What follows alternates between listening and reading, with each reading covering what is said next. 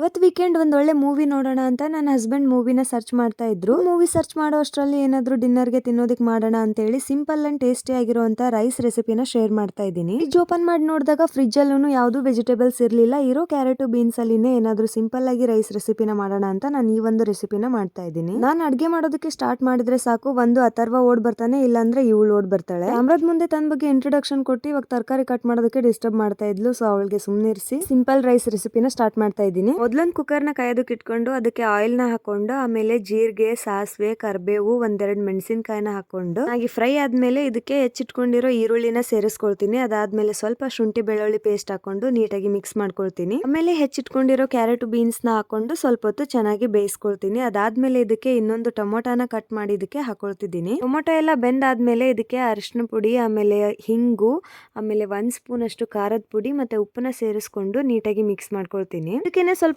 Taste ನ enhance ಮಾಡೋದಕ್ಕೆ ನಾನು 1 ಸ್ಪೂನ್ ಅಷ್ಟು ಬಿಸಿಬೇಳೆಬಾತ್ ಪೌಡರ್ ನ ಸೇರಿಸ್ಕೊಳ್ತೀನಿ. ಅದಾದ್ಮೇಲೆ ನೆನ್ಸಿಟ್ಕೊಂಡಿರೋ ಹುಣಸೆ ಹಣ್ಣನ್ನ ಇದಕ್ಕೆ ಸೇರಿಸ್ಕೊಳ್ತೀನಿ, ಒಂದ್ 2-3 ಸ್ಪೂನ್ ಆಗುವಷ್ಟು. ಅಕ್ಕಿ ಬೇಳೆ ಎರಡನ್ನೂ ಮಿಕ್ಸ್ ಮಾಡಿ ನಾನು 1 ಲೋಟ ತಗೊಂಡಿದ್ದೀನಿ. ಅದಕ್ಕೆ 1 ಲೋಟಕ್ಕೆ 3 ಲೋಟದಷ್ಟು ನೀರ್ನ ಸೇರಿಸ್ಕೊಂಡು ಚೆನ್ನಾಗಿ ಕುದಿಸ್ಕೊಳ್ತೀನಿ. ನೀರೆಲ್ಲ ಈ ರೀತಿ ಕುದಿಯೋ ಟೈಮ್ಗೆ ಗ್ಯಾಸ್ ನ ಸಿಮ್ ಅಲ್ಲಿ ಇಟ್ಕೊಂಡು ನೆನ್ಸಿಟ್ಟಿರೋ ಅಕ್ಕಿನ ಸೇರಿಸ್ಕೊಂಡು 4-5 ವಿಸಿಲ್ ಕೂಗಿಸ್ಕೊಂಡ್ರೆ ಈ ರೈಸ್ ರೆಡಿ ಆಗುತ್ತೆ. 1 ಪಾಟ್ ರೆಸಿಪಿ ತರ ನಾನು ಈ ರೈಸ್ ನ ರೆಡಿ ಮಾಡ್ಕೊಂಡೆ. ರೀಸೆಂಟ್ ಆಗಿ ನಾನು ಈ ಬಿಲ್ಡಿಂಗ್ ಬ್ಲಾಕ್ಸ್ ನ ದಿವ್ಯನ್ಗೆ ಆರ್ಡರ್ ಮಾಡ್ಕೊಟ್ಟಿದ್ದೀನಿ, ಅವಳಿಗೆ ಆಟ ಆಡೋದಕ್ಕೆ ಅಂತ ಹೇಳಿ.